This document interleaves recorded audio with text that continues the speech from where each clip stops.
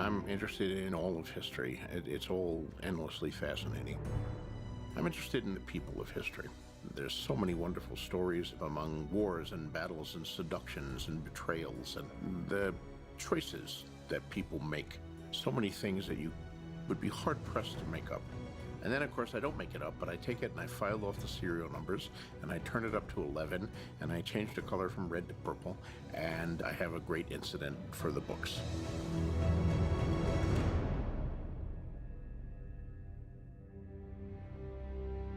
The world of Westeros, as I see it, and I think as George Martin wrote it, is a homage to England in the Wars of the Roses. So we're really looking at the period between about 1450 and 1485. But within that homage to the Wars of the Roses, you have a huge amount of other influences and ideas and characters that have been poured in from other parts of English history, of French history, of world history, stretching, as I see it, right back to the ancient world.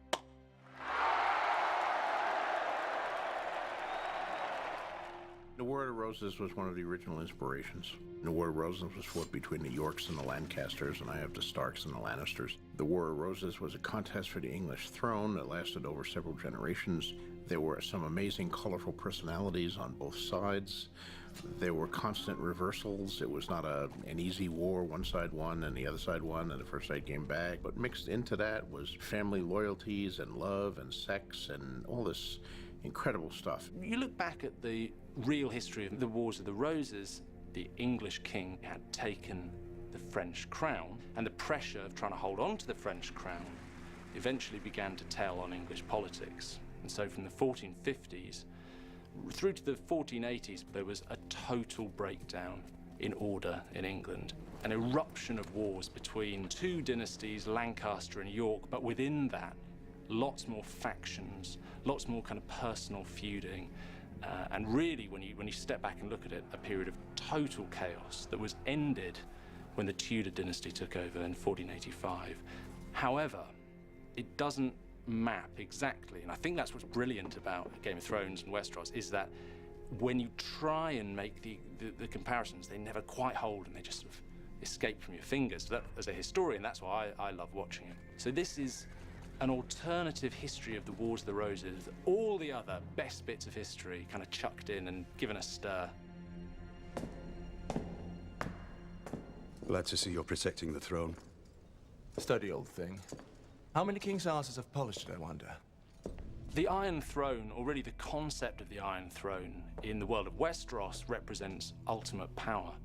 And that's pretty much how it was in medieval England as well. We're talking about actually a marble chair. Whoever was sitting on that marble chair and wearing the crown of England wielded ultimate power in the country. I command the council to make all necessary arrangements for my coronation. I wish to be crowned within the fortnight. What you had during the Wars of the Roses was an enormous series of factional battles between different families, all trying to take that crown, take that throne, and take power for themselves. When you play the Game of Thrones, you win or you die. There is no middle ground. I'm not sure exactly where George got the concept of what has been called the least comfortable chair in the entire kingdom. But a single power was really the definition of all medieval rulership.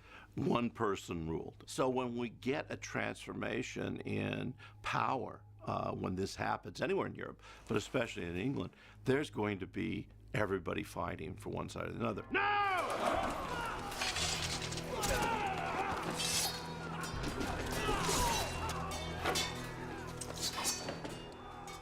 I did warn you not to trust me. There will be sides taken, there will be blows, and there will be rebellions. Ned Stark, brave man, terrible judgment. What George has done here is write a fantastical tribute to the Wars of the Roses, but cut loose from the history. So he's playing with characters we half recognize, we three-quarters recognize in some cases, but then he's setting them off on paths of their own.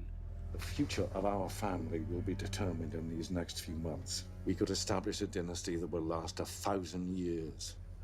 Or we could collapse into nothing, as the Targaryens did. I wouldn't want to come face to face with Tywin Lannister. He's terrifying. And he wouldn't want to come face to face with Edward I either, because this was a king who was so scary in person. He was rumoured once to have scared one of his servants to death. Sit. Eat. Edward I, for all intents and purposes, was Tywin. Or Tywin is, for all intents and purposes, Edward I. Like Tywin Lannister, he was not above doing devious, the ends justify the means kind of things. Edward I is a king who does not think much of burning an entire town if he feels that they're rebellious against it. Certainly the policies that Edward followed, Tywin would have approved of. I mean, this was a man who was known as Hammer of the Scots, the man who conquered Wales and brought it into his kingdom. They're both relentless in their pursuit of power, of authority, absolutely determined, but in a sense really frustrated by their own family and specifically by their children. I don't distrust you because you're a woman. I distrust you because you're not as smart as you think you are. And that draws on real history, because Edward I was incredibly frustrated with his son, Edward II, who was never the kind of the military leader that Edward I would be, was not a serious politician. And so that frustration with his children really maps from the history of medieval England through to the world of Westeros. For 40 years I've tried to teach you. If you haven't learned by now, you never will. As far as we know, Edward I did not actually get crossbowed while sitting on the loo, but met his death probably in bed. You're no son of mine. I am your son. I have always been your son. I think the comparison between Tyrion Lannister and Richard III is a very good one. 16th century historians describe Richard III, as this hunchbacked, evil-looking character whose physical unpleasantness directly reflected his lack of moral character. Richard III has been vilified through history, especially in Shakespeare, as being monstrously deformed, and you could characterize Richard III as, quote-unquote, a cripple. That's how a lot of people see Tyrion Lannister in the world of Westeros. But of course, as the viewer, we know that's not the whole story. He's Tyrion the Imp of House Lannister.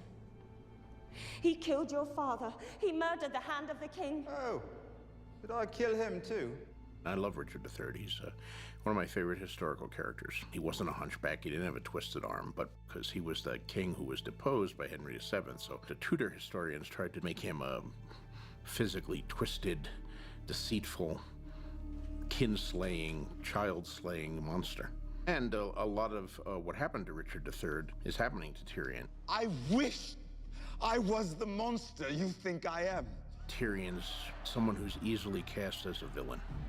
The dwarf, hated by the gods, so they twist his body into unfortunate shapes. This is a clear sign of the evil inside him. This was how the medieval mindset worked. I did not kill Joffrey, but I wish that I had.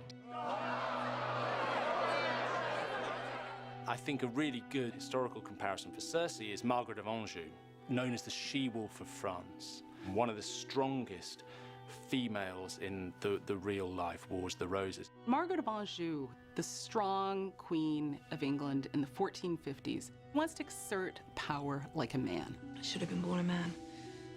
I'd rather face 1,000 swords than be shut up inside with this flock of frightened hens. She's willing to go to any lengths, politically or otherwise, to rule the country and protect her children's rights. You love your children. It's your one redeeming quality, that and your cheekbones. Joffrey is king. Joffrey is king. You are here to advise him. Only here to advise him. But you could also look at a load of the other women of the Wars of the Roses, really strong women whose route to power and whose driving motivation is either gaining or preserving power for their sons. You're the Hand of the King. No, Uncle. Clearly it would not be appropriate for a woman to assume that role. I'm merely advising my son until he comes of age and chooses a hand for himself. There are so many women who are leading their sons because their husbands are either captured or fleeing, or in fact are just incompetent. A good king knows when to save his strength and when to destroy his enemies. So in steps a very strong woman. Everyone who isn't us is an enemy. I think that's at the heart of Cersei. I think that really does draw on what we know of real history from the 15th century. There are those that say your children were not fathered by King Robert, that they are bastards born of incest and adultery. A lie. A lie from the lips of Stannis Baratheon. I deny it. Good. Am I free to go? After your atonement. So Cersei's walk of shame, designed to humiliate her, I mean, it has real historical precedent for it. If we look at Jane Shore, during the reign of Richard III, she was, in a way, scapegoated for a lot of the political problems that had gone before, and she was made to walk through the streets of London dressed in a kirtle, which is more or less her underclothes, and holding a taper in front of her. In an age when women were modestly dressed and they wore veils, it was actually quite shocking to see someone dressed like that, and it would have been quite humiliating. Cersei is naked when she performs her walk of shame. To us as viewers, it has almost the same impact as seeing Jane Shore in her kirtle would have had. It's almost an emotional translation of what it would have felt like. Really serious public shaming and public penance. There's a huge amount of ritual purpose in that, which is to strip her of any majesty or magnificence that she might have accrued in her career before that point.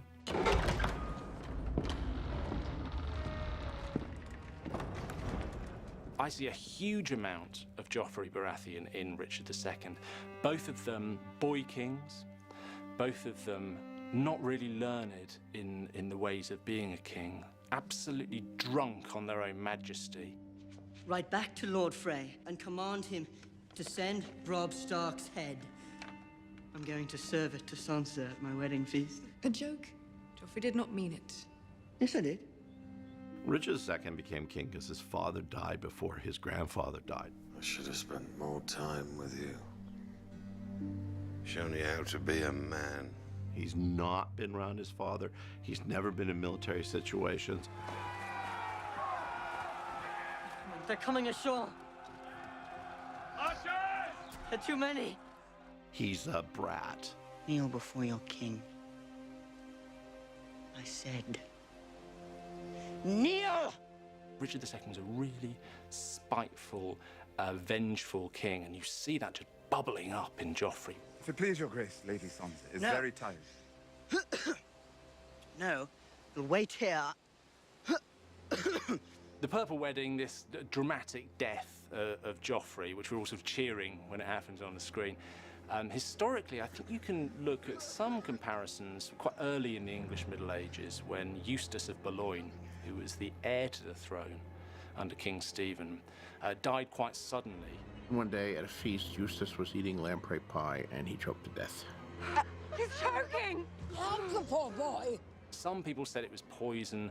Other people said Eustace died of apoplexy because he was so furious with his father for signing away the throne to somebody else. There are these incidents in history where people do die mysteriously, but Eustace is the only one I know who actually died choking at a feast, so that was probably the inspiration for the mode of Joffrey's death. I've always hated the bells. They ring for horror. A dead king, a city under siege. You look well suited for battle, my lord. Well, I'm not. I think one area where Game of Thrones has really mashed up history is through its invention and its use of different types of weapons, different types of armor. You'll kiss it again when I return, and taste my uncle's blood. The Lannister armor harked back to samurai armor, which I found fascinating, because the ability to take, Japanese feudal armor and splice it onto a story that's loosely in the English Middle Ages makes it really exotic, really exciting. I don't know that you could call it historically accurate, but I don't think that's the point. Well, the show's gotten a lot of arms and armor right. I don't know who's doing the arms and armor consulting, but it's really quite brilliant. I love the swords and the fact that there are some that are a little more powerful than the others. Brienne is able to break another sword with hers because it's specially made, and higher quality steel swords would have done that. The idea of a sword that had a name, that symbolized power, very important part of medieval culture. They say the best swords have names. Any ideas? Oathkeeper. Swords were universally accepted as not just great weapons, but as inheritable items, almost like relics. My father's sword, his father before him, the Mormonts have carried it for 5 centuries. I think that these aspects of the arms and armor and of the fighting, all of that is really quite dead on. In the name of Robert of the House Baratheon, the first of his name. Don't look away. King of the Andals and the first Father will know if you do. I, Eddard, of the House Stark, sentence you to die. Beheading for aristocrats started really as a decent way to get rid of an aristocrat. You'd rather be beheaded, goes the theory, than be hanged. Kneel, my lord. And so it became, in the real Wars of the Roses, sort of the go-to method of dispatching your enemies. Beheadings for noble people were very common. The biggest crime is treason. So what Ned Stark does, for example, that's going to bring punishment that is fatal. So long as I am your king, treason shall never go unpunished. Sir Ilyn, bring me his head. Ned Stark's a very interesting character. I mean, obviously, the patriarch of the House of Stark, which, if we're looking for Wars of the Roses parallels, is like the House of York. But if you look at Richard, Duke of York, the real historical patriarch, his career really doesn't map onto Ned's journey very well. And actually, there's another character who I think is much more comparable with Ned Stark, and that's William Lord Hastings. Now, Hastings was the great pal of Edward IV, who I think unquestionably is Robert Baratheon. And they had this very close, chummy personal relationship. And we can all remember, you know, the early episodes of season 1 where we see Robert Baratheon and Ned Stark enjoying that kind of fraternal relationship. Well, that's Hastings and Edward IV all over. And what's really interesting is Hastings helped Richard III to take the throne when Edward IV dies. But afterwards, Richard turned on him and he was summarily beheaded. And I think there's a lot of the career of Hastings that you can follow through the story of Ned Stark. You know, this loyal friend of the king who outlives the king, tries to do the right thing, and what's his reward? Head rolling in the dirt.